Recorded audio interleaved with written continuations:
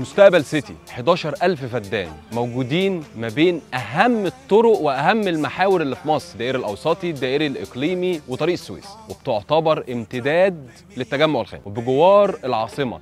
يعني من كل حتة هتقف فيها داخل مستقبل سيتي هتشوف البرج الأيقوني والأبراج الصينية.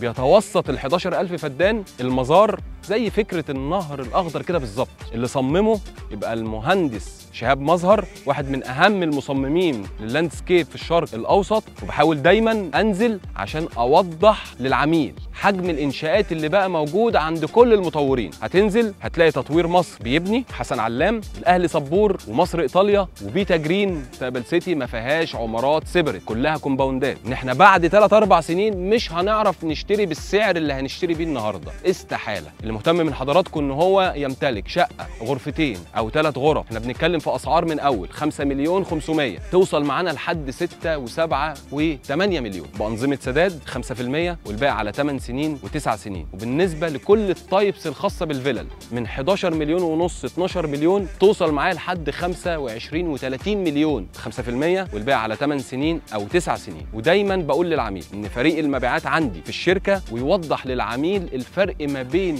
كل مطور موجود في مستقبل سيتي بمقارنة حيادية. لو حضرتك مهتم انك تشتري شقة لأولادك أو فيلا، سواء استثمار أو سكن، مستقبل سيتي هتبقى من أهم مدن الجيل الرابع اللي موجودة في مصر. وده احنا بنشوفه في البنية التحتية اللي بتعملها الدولة بأقوى خدمات ممكن ان هي تخدم على الكتلة السكنية الكبيرة اللي هتعيش في مستقبل سيتي. تقدر تسيب رقم تليفونك، وأكبر فريق مبيعات موجود في السوق المصري هيتواصل مع حضرتك، ونكون دايما عند حسن ظنكم. وشكرا جدا لكم.